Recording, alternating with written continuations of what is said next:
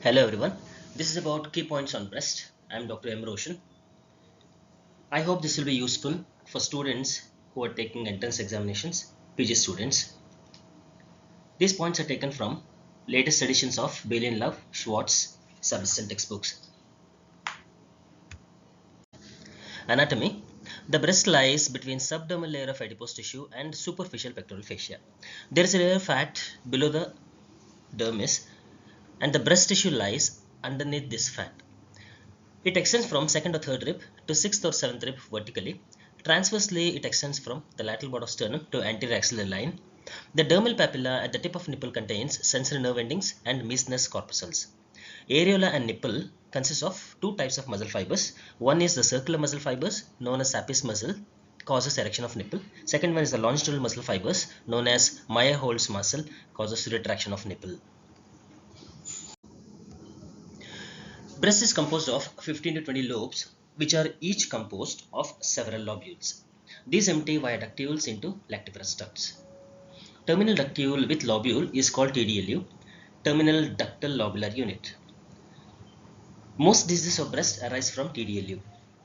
50% of ductal lobular tissue is located in upper outer quadrant, whereas 20% in central region.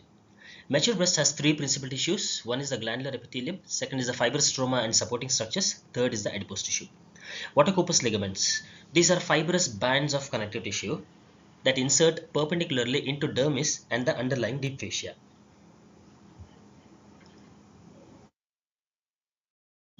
Infiltration of these ligaments by cancer produces tethering, which can cause dimpling or subtle deformities.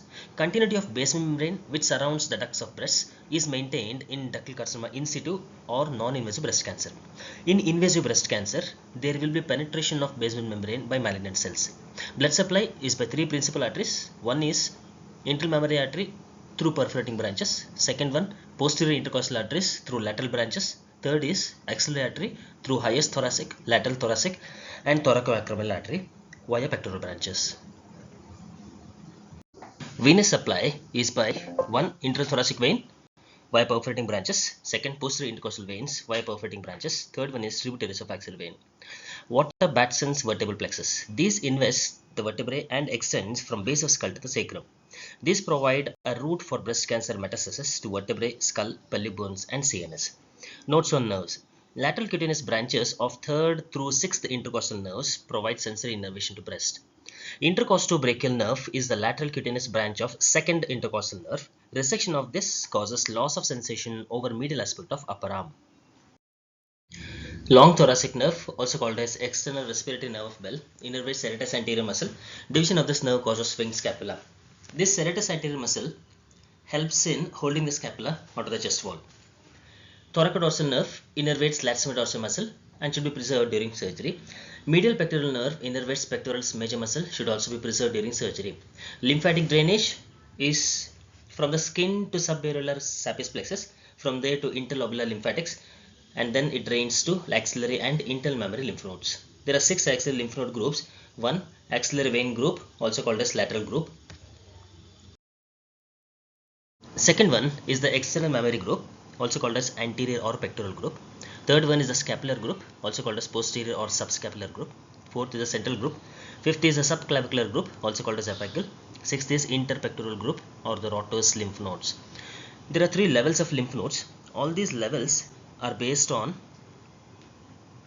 their location with respect to pectoralis minor muscle.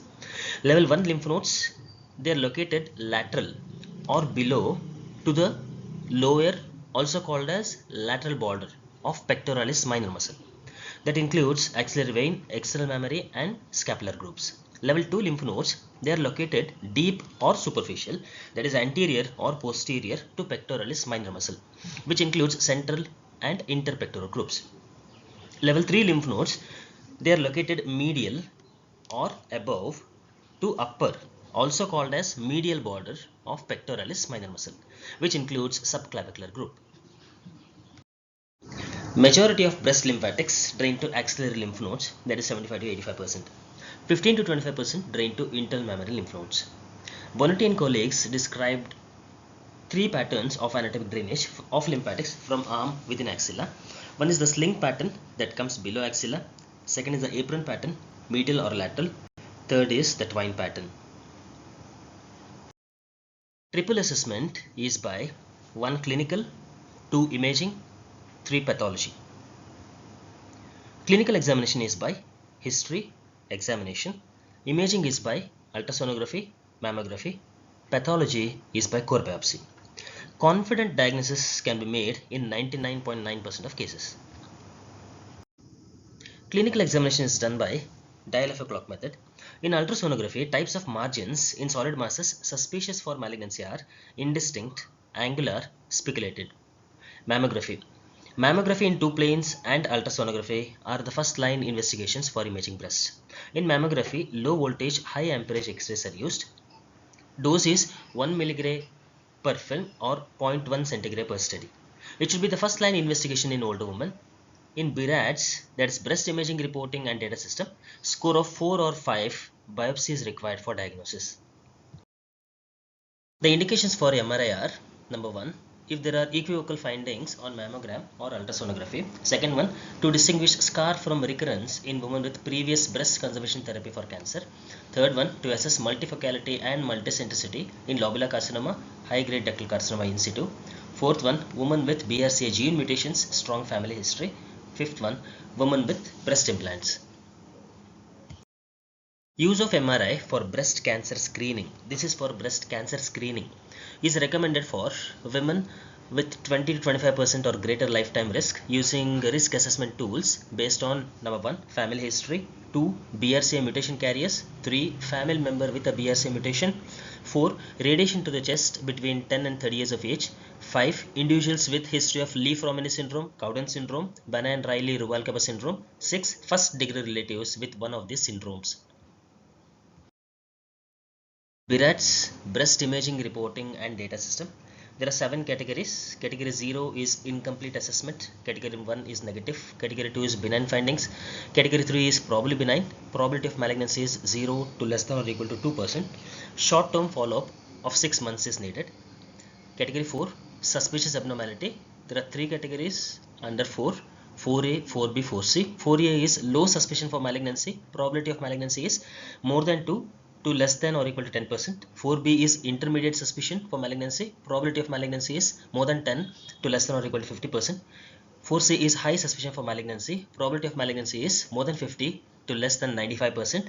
Category 5 is highly suggestive of malignancy. Probability of malignancy is more than or equal to 95%. Category 6 is known biopsy proven malignancy.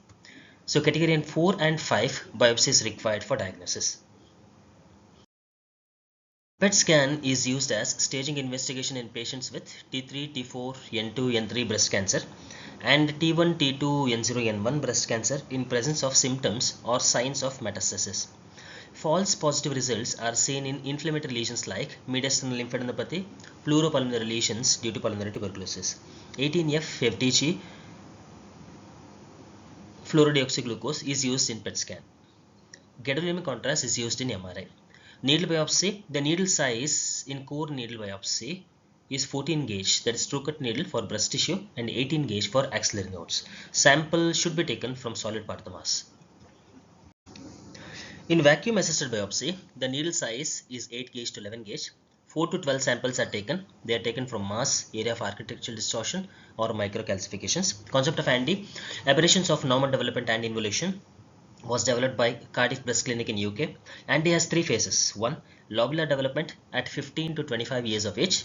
2, cyclical changes 15 to 50 years of age. 3, involution 35 to 55 years of age. Lobular proliferation leads to fibroadenoma. Involution leads to cyst formation. In hyperplasia of epithelium, there are more than 2 layers of cells in lining of ducts and acini. If ATP is seen, it's called as atypical ductal hyperplasia (ADH) or atypical lobular hyperplasia (ALH). If ADH, atypical ductal hyperplasia, involves 1, more than 2 ducts, 2, lesions more than 2 mm in diameter, it is called as DCIS, ductal carcinoma in situ. The localized hyperplasia of ductal epithelium produces papilloma within ducts. Papillary lesions are of 3 types. 1, solitary papilloma, relative risk for cancer is 1.5 to 2%. Second, papillomatosis, relative risk is 3. Third is juvenile papillomatosis, that's also called as Swiss cheese disease. There is a positive family history of breast cancer, lifetime cancer risk. In ductectasia or periductal mastitis, there is a very tender spot on palpation that is called as trigger point or trigger spot. Trigger point pain can be relieved by local injection of corticosteroid such as triamcinolone with lidocaine. Lump regressing on its own is called evanescent lump, which is caused by periductal mastitis. What is Zuska's disease? That is recurrent periductal mastitis, which involves recurrent retroareolar infections and abscesses. There is factor smoking. In breast pain chart, 0 is no pain, 10 is maximum pain. Grades of nodularity in breast is based on Cardiff-Lucknow nodularity scale. There are 5 grades. 0 is normal or non-nodular, 1 is minimal, 2 is mild, 3 is moderate, 4 is severe. Treatment of recurrent subaerolar sepsis suitable for fistulectomy in lactiferous duct fistula are small abscess localized to one segment, recurrence involving same segment, mild or no nipple inversion, patient unconcerned about nipple inversion, younger patient, no discharge from other ducts, no prior fistulectomy. Suitable for total duct excision are large abscess affecting more than 50% of the areolar circumference, recurrence involving different segment, marked nipple inversion, patient requests correction of nipple inversion, older patient, purulent discharge from other ducts, recurrence after fistulectomy. Breast cyst, smooth wall cyst without any solid component in its wall is Birad's 2. Only observation is required. Complex cyst, presence of solid component in cyst wall, needs core biopsy to rule out cyst adenocarcinoma. Complicated cyst, cyst containing intracystic floating debris. Fibroadenoma. Giant fibroadenoma is more than 5 cm in diameter. Relative risk of cancer in simple fibroadenoma is 1.5 to 1.7. In presence of epithelial hyperplasia is 3.3 to 3.7. Complex fibroadenoma relative risk is 3 to 4, particularly lobular carcinoma. Cryoablation and ultrasound guided vacuum assisted biopsy, they are the treatment options for fibroadenoma less than 3 cm. Treatment options for fibroadenoma include surgical removal, cryoablation, vacuum assisted biopsy, observation. Indications for surgical excision of fibroadenoma are 1. Age over 30 years, 2. Suspicious features on imaging, that is microlobulation, 3. ATP on histology, 4. Size more than 5 centimeters, 5. Family history of carcinoma breast, 6. Patient's preference. Next is Phyllodes tumor. They are classified into 3 types based on mitotic rate. One is benign, mitotic rate is less than 4 per 10 high power fields. 2. Borderline, mitotic rate is 4 to 9 per 10 high power fields. 3. Malignant, mitotic rate is more than 10 per 10 high power fields. Treatment is wide local excision with 2 cm margin along with overlying skin and underlying pectoralis major muscle due to high incidence of local recurrence. Those requiring mastectomy are massive tumors, recurrent tumors, malignant type. Next is gynecomastia. There are 4 grades in gynecomastia: 1, 2A, 2B, 3. Grade 1, mild breast enlargement without skin redundancy. Grade 2A, moderate breast enlargement without skin redundancy. Grade 2B is moderate breast enlargement with skin redundancy. Grade 3 is marked breast enlargement with skin redundancy and ptosis. Pharmacological causes of gynecomastia are drugs with estrogenic activity. Examples: digitalis, estrogens, anabolic steroids, marijuana. Drugs that enhance estrogen synthesis. Example: HCG, human chorionic gonadotropin. Drugs that inhibit action or synthesis of testosterone. Examples: cimetidine, ketoconazole, phenytoin, spironolactone. Antineoplastic agents, diazepam. Idiopathic mechanisms. Examples: reserpine, theophylline, verapamil, tricyclic antidepressants, furosemide. Nipple retraction. The most common cause of long-standing nipple retraction is periductal mastitis.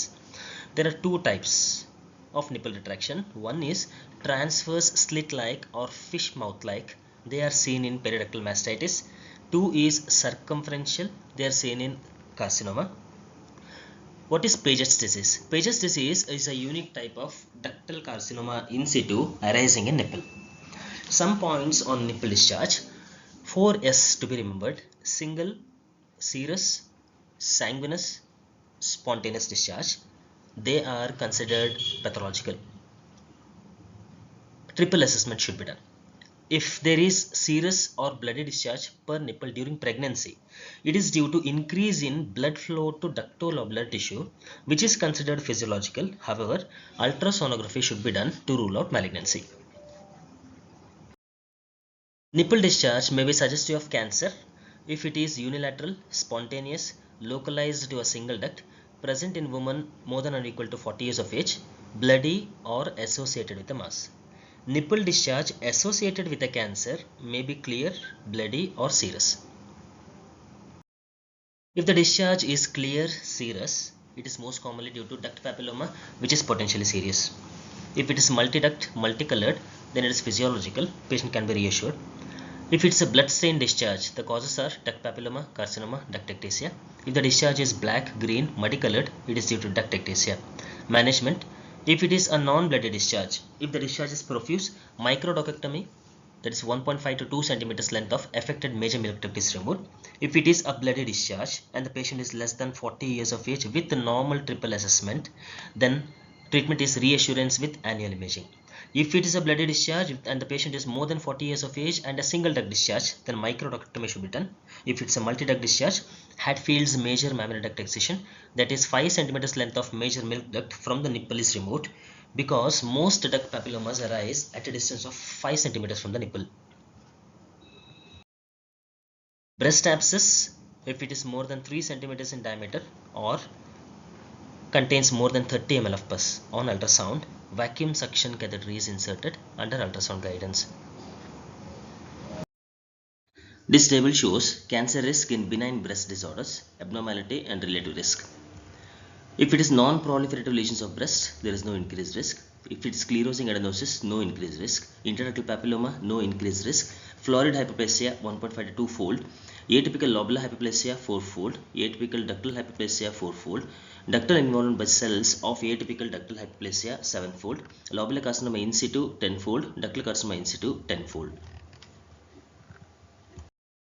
90% of the breast cancer arises from milk ducts, that is ductal carcinoma.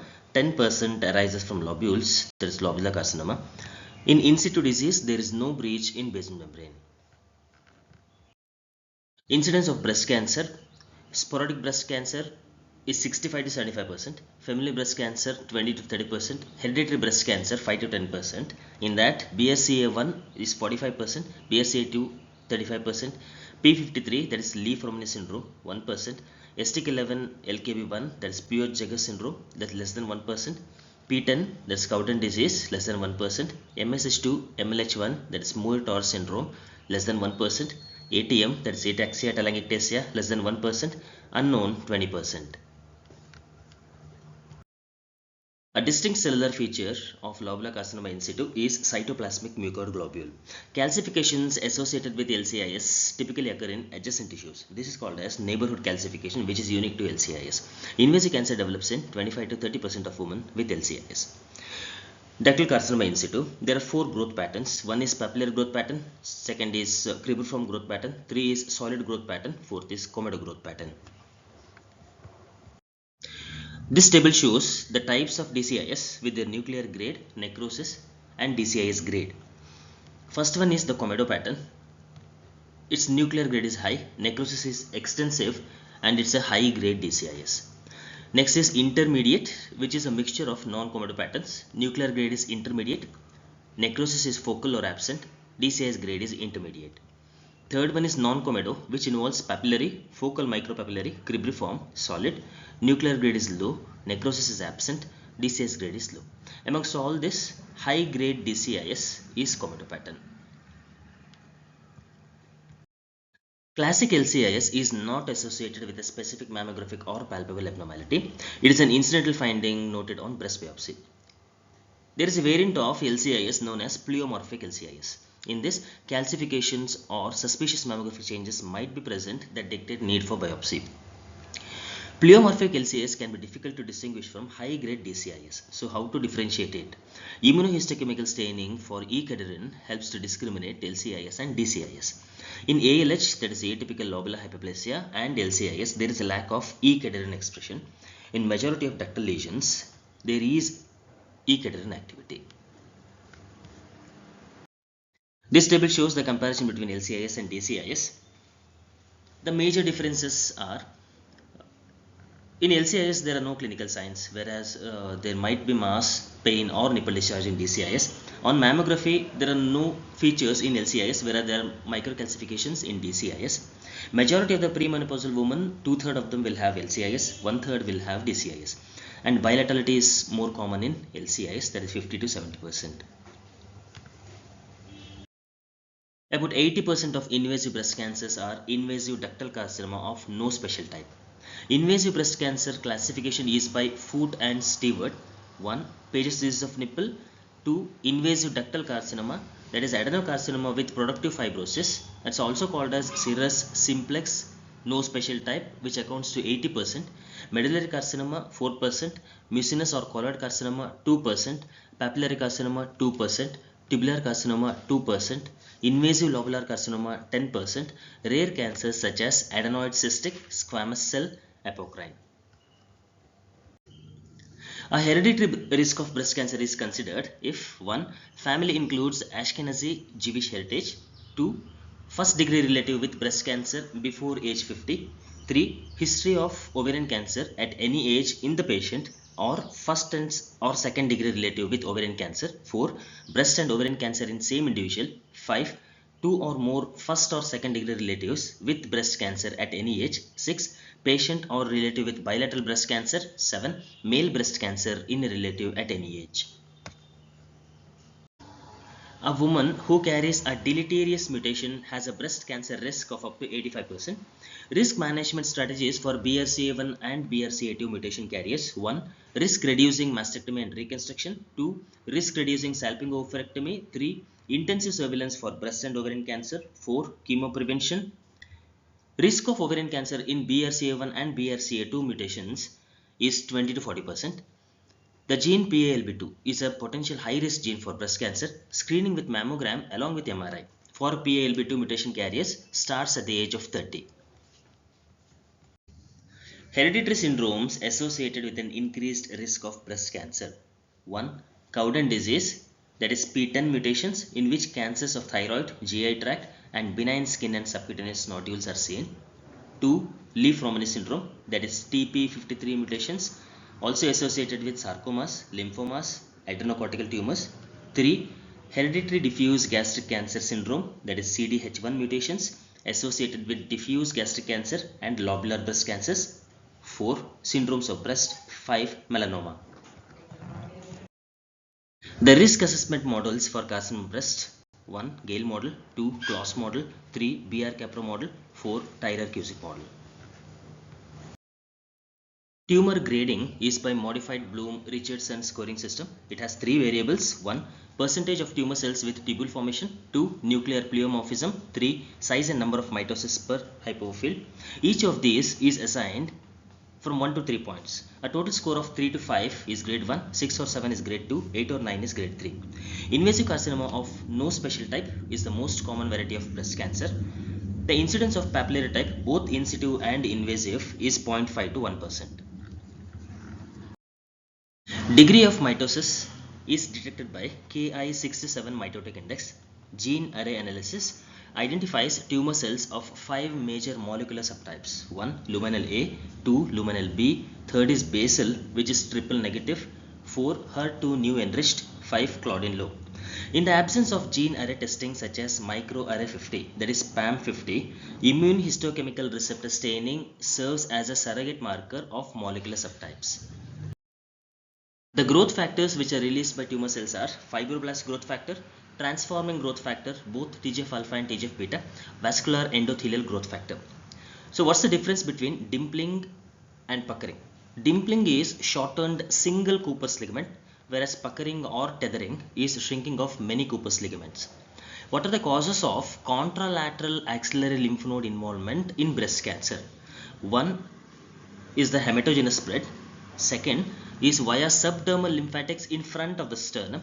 3rd, via ipsilateral internal mammary nodes, which are located in the parasternal region, to the interconnecting lymphatics behind the sternum, to the contralateral internal mammary nodes, and then to the other breast, and then to opposite axillary nodes.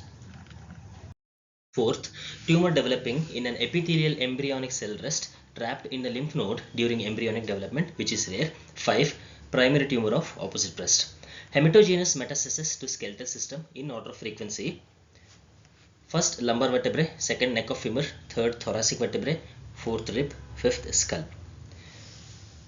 Bone metastases are generally osteolytic, although osteosclerotic and mixed types may be seen. In limbs, hematogenous metastatic deposits occur above elbow and above knee, the reason being hematopoietic vascular bone marrow is confined to axial skeleton and in limbs above elbows and knees. Extensive bone marrow involvement causes release of immature blast cells, giving rise to leukoerythroblastic anemia. Peripheral blood samples for circulating cell-free tumor DNA and circulating tumor cells are being studied as potential prognostic markers to predict disease recurrence. PUD orange is due to obstruction of cutaneous lymphatics by infiltration of either subdermal lymphatics or axillary lymph nodes by tumor cells. Cancer NQRS is due to extensive tumor infiltration of skin of breast, chest, upper limb and abdomen. In addition to anatomical staging, 8th edition of AJCC TNM staging includes histological grade, ER/PR HER2/neu Ki67 assessment, multigene testing with Oncotype DX, response to neoadjuvant chemotherapy. Key points of 8th edition AJCC TNM staging system. 1. Lobular carcinoma in situ is a high-risk benign lesion, not a cancer. 2. T categorization of multiple synchronous tumors is documented using M modifier. Third, prefix Y is used to denote post-neoadjuvant therapy status. Fourth, satellite nodules in skin must be separate from primary tumor for it to be categorized as T4B. 5. Pathological complete response PCR denotes absence of tumor cells in breast and axillary nodes in surgical specimens. Sixth, inflammatory carcinoma remains classified as inflammatory carcinoma after neoadjuvant chemotherapy, even after complete remission. Seventh, microinvasive T1MI carcinomas are defined as invasive tumor foci less than or equal to 1 mm. Eighth, tumor more than 1 mm and less than 2 mm should be reported as rounded to 2 mm. Ninth, tumor size should be measured to the nearest millimeter. Neoadjuvant systemic therapy (NAST) consists of neoadjuvant chemotherapy (NSCT), targeted therapy or hormonal therapy prior to surgery. Indications for neoadjuvant chemotherapy. Number 1. Locally advanced breast cancer, that is T3, T4, N2, N3 disease to downsize the tumor. Second, in selected cases of early breast cancer, A. To downsize for breast conservation surgery. B. HER2/neu positive tumors. C. Triple negative breast cancer. D. Premenopausal woman, age less than 50 years. E. Patients with axillary node metastasis. Indications for neoadjuvant hormonal therapy: elderly or frail women with ER and or PR positive advanced tumors who are unfit to receive chemotherapy. This is the 8th edition of AJCC TNM staging.